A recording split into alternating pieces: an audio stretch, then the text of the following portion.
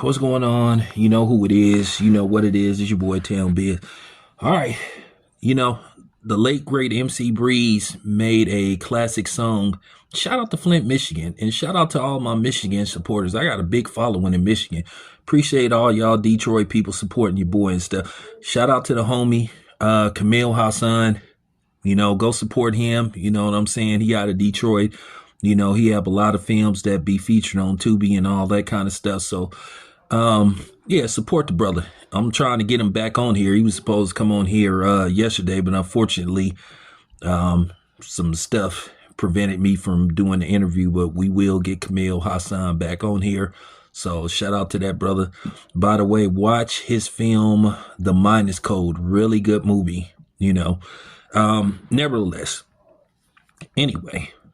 MC Breed made a song called Ain't No Future in Your Front. Hip hop classic. I'm talking about hip hop classic. You know, and once again, shout out to the late great MC Breed.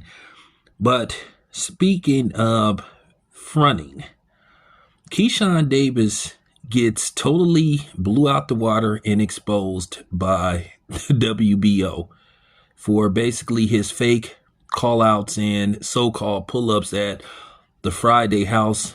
Basically, he went all the way to Los Angeles just to front and cap, because basically they said he hasn't submitted any paperwork to fight Devin Haney. Basically, in a nutshell, they saying that Keyshawn didn't submit the proper paperwork with intent to fight Devin Haney. So basically, the WBO put him on blast. Wasn't me. Like that song.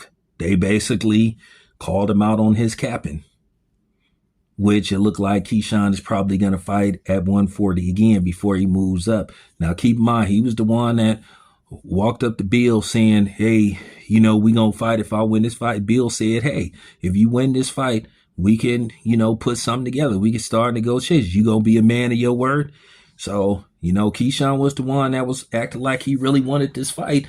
And then it appears that the WBO is saying otherwise. So basically, this is just a clear-cut case of clout chasing.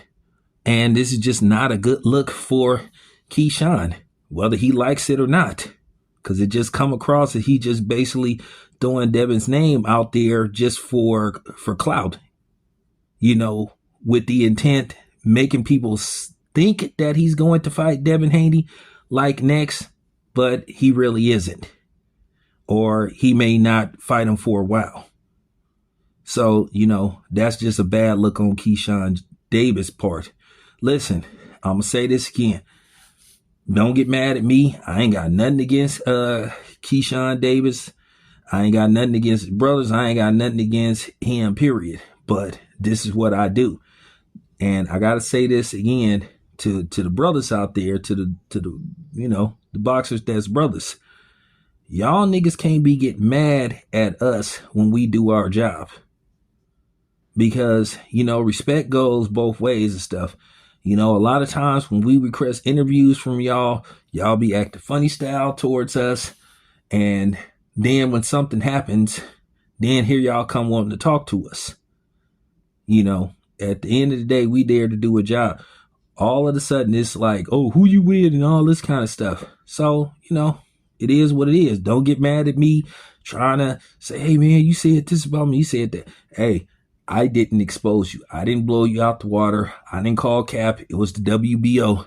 So you need to call them and you need to send the paperwork as they requesting with your intentions for when you want to fight Devin Haney. They the ones that fronted you off, not me. So there you have it. That's all I have to say about that. Let me know what y'all think. This your boy Town Biz. Out.